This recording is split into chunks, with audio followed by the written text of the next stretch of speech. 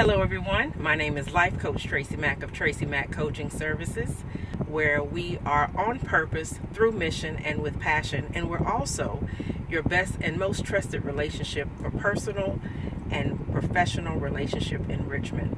And I have with me, some of you know this young man, some of you know him as Bishop Jones, Pastor Jones, Walter Jones, Earl Jones, but I know him as Dad. And sometimes relationships require a road trip. And I'm glad my dad came to Raleigh to be with me and Owen and Jada today. And he is such a wise man with a wealth of information. And if I have learned nothing else from my dad, it's about relationships.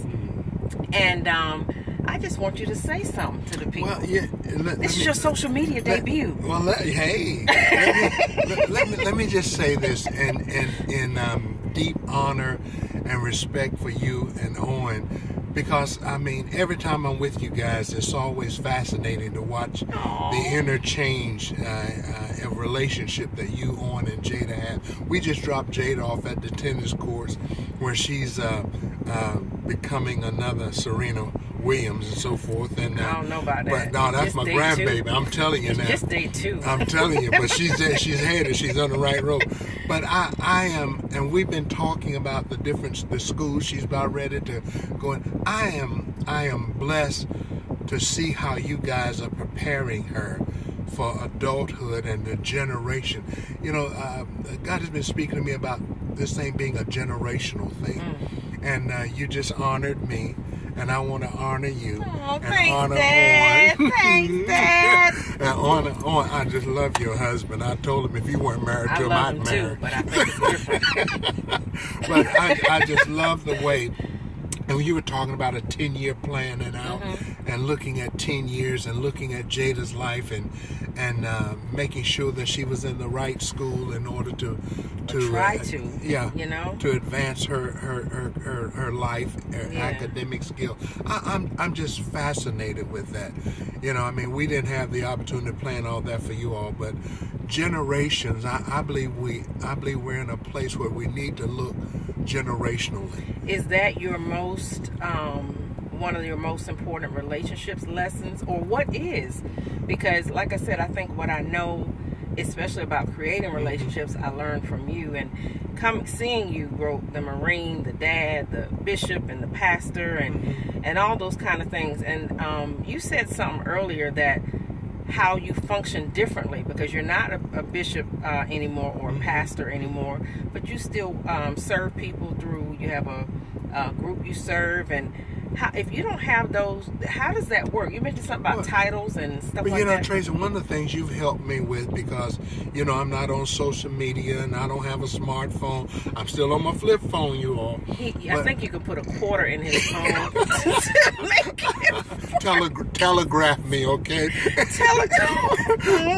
But you've helped me, because on Father's Day and on my birthday, the people that we did pour into at Ambassador for Christ, you've helped me to see some of those people that have chimed in to honor me on my birthday and so forth. And it's still amazing to me how many of those people, children's children, are now remembering the things so that's generational.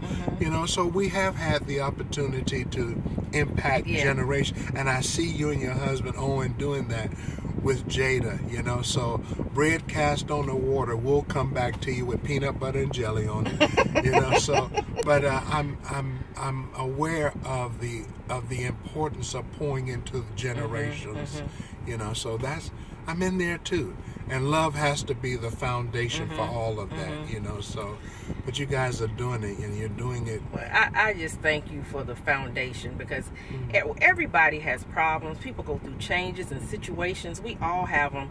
We go through issues with ourselves as individuals, our families, our jobs, and sometimes just knowing that you're not just affecting you, that the things you do affect generations to come. And that's why I'm such a proponent of purpose, mission, and passion, especially when it comes to the relationship with yourself. How has the relationship with yourself changed? It has, and I want to again thank you for putting your mom and my story in your book, because I always say my life is an open book, but it's not a book to be put on the library shelf. If you want to know my story, I'll be glad to sit down and talk. But the way you handle, like I say, you can help me write, but it takes relationships to turn my page. Beautiful. Oh, I love that.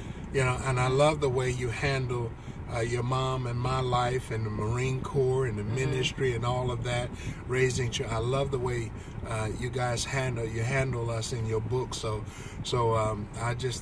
that's part of helping to discover who I am and the generational quest in life, I believe, that all of us. And you were saying earlier about that you have functioned in those, you've held those titles, and sometimes when we talk about titles, whether they be bishop or pastor or daughter or father or wife or son or whatever, and people have those titles, but they don't necessarily carry out the functions. And I think that's what creates dysfunction, is when we're honoring people in the titles, but they're not functioning in those roles. You mentioned, say something else about. Well, you know, the thing with this, I just had this conversation not long ago when I was telling a particular pastor that I don't like to be called Rev. I don't like to, I'm not a reverend, because first of all, I don't find that terminology. I reverence you as my daughter. I reverence your husband. I reverence my granddaughter. I reverence people. Reverence is something you do, not a title you possess. He went from talking to meddling. Yeah, so y'all reverence who want to be reverence, y'all go ahead. I mean, he just talking from his point of view. From my point of view. So that's my point of view. I don't see that to be a title to be worn in the scriptures. I see it as a function. I reverence people because we reverence the Lord and so forth. But getting caught up in some of these, can I say, quote, religious titles that people are not functioning in. And not just religion, but day to day.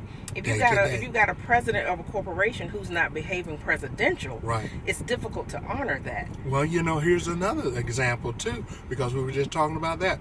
In the military, I don't care who's driving that car. You were taught to salute that sticker. So coming through that gate, if that sticker is blue, you saluted that sticker regardless whether it was whoever was driving the car. So you're saying honor the role. Honor the role. Even if the person isn't behaving that way. That's right. So what about the premise of if you're my father, but you're not behaving fatherly, do I have to honor you? Yeah, I believe that there's an honor that's given to parents, even though, I mean, you have to make that distinction as to, but the fact of it is they're still your parents, and they still deserve some respect. And we know situations, I've counseled people that have been abused by their fathers and sexual And you can't behave fatherly or give them the same type of reference. And I think that's what holds people down, that they feel guilty that they're not able to have those relationships, because once some things have not been established, the love, the nurturing, the consistency of action, if that hasn't been established, you don't necessarily have to respect that person the same way. And I think dysfunction is, especially self-ignorance, is dysfunction's playhouse. So I think sometimes when dysfunction comes in, it's because we're trying to force a person to function in a way they don't have the capacity to function, you know, and then allowing them to change. So, Dad, I just want to thank you so much for your wisdom, your love, and I know we've gone through a lot as individuals, as father-daughter, even as a family. And I'm just grateful to be in this space with you this day. Well, let me say this before you end this. Here's his first closing. Yeah, because I am so honored even being here with you. I almost feel like sometimes the roles are being reversed because of what I've learned from you, from what I've seen.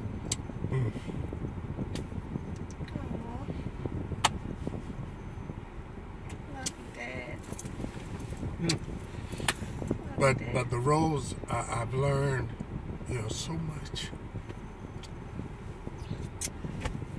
Ladies and gentlemen, that's my dad, Mr. Walter Earl Jones Sr., and I love him. Thank you so much. And I'm Tracy Mack, and your trusted resource for personal and professional relationships on purpose through mission with passion. That's my dad.